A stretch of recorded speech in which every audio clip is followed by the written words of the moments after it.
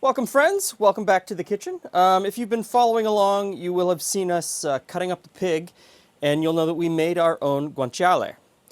And so I've got a bunch of recipes that I want to use this guanciale in, and today's recipe wasn't one of them.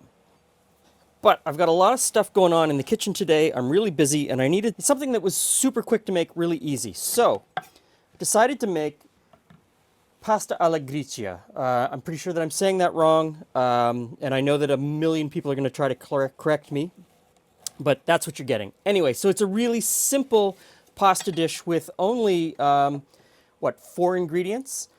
Pasta, pecorino romano cheese, a little bit of pepper, and the guanciale. So we're going to start with the guanciale, and you're just going to cut it up into cubes. Now, depending on where you got your guanciale from, trim off the skin, and trim off any fat that has a yellow tinge. You really want your fat to be just this beautiful, clear, white color.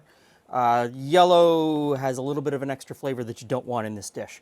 So I've got a pan, it's on medium-low heat. We don't want to fry this so much as we want to cook it slowly at first, just to release all of the fat. And then we're going to turn up the heat and brown it a little bit.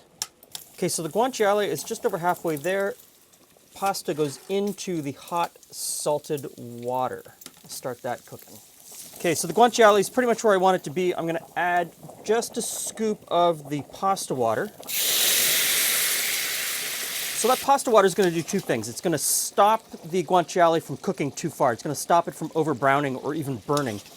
But because it's starchy from the pasta, it's already going to start to create the sauce. The pasta water and the fat from the guanciale are going to start that sauce going. So I'm just going to leave that cooking. It's still bubbling away. We'll talk about the other ingredients, which are fresh ground black pepper and pecorino romano. And the amount that you add of each of these depends on the guanciale.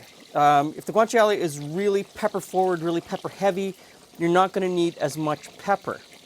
And depending on the pecorino that you have, an industrial pecorino is really salty.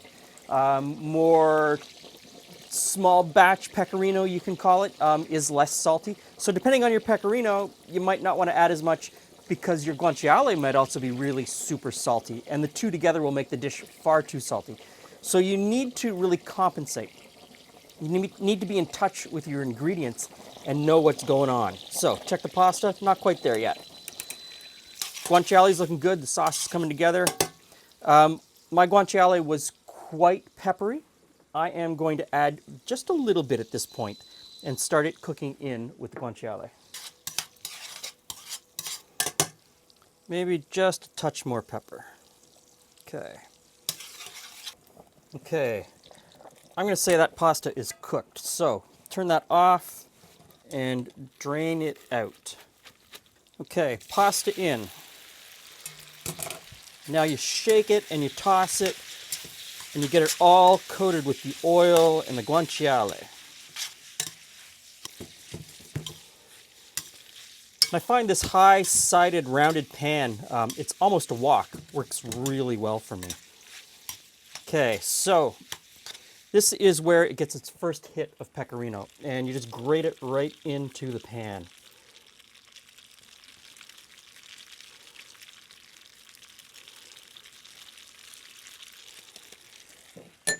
I'll just toss that around to melt the cheese into the water and the sauce, the fat from the guanciale.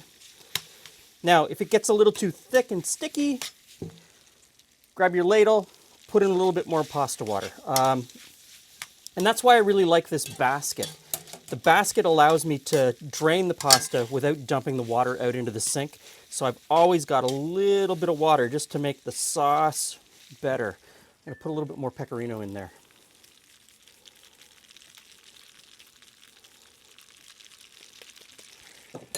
And that's it. It's pretty much done at this point. Really simple flavors, all depending on the quality of your ingredients.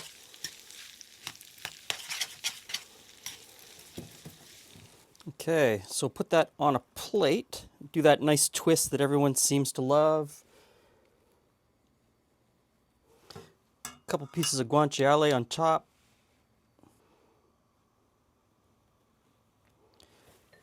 And just a little bit more grated cheese on that as well. And that's it. Super simple recipe. Pure, clean. It's not weighed down with onions and garlic and basil and all of those other things. This just is a true simplified pasta that you can have on the table in no time. Amazing. It really is one of those dishes where there's nowhere to hide. You have to have good guanciale, you have to have good cheese, you have to have good pasta. But when it all comes together, it's really simple, it's really easy, it's really tasty. And I understand a lot of people aren't going to be able to have guanciale. Guanciale isn't something that is available everywhere in North America. I know that there are lots of places where you're never going to get it. So, you know, if you have to, substitute pancetta. I know that's sacrilege and that there'd be people yelling and screaming that it's no longer this dish if you put in pancetta. And if you can't get pancetta, bacon. Just go ahead and use bacon. Again, it'll change the dish, but it's still going to be amazing. Thanks for stopping by. See you again soon.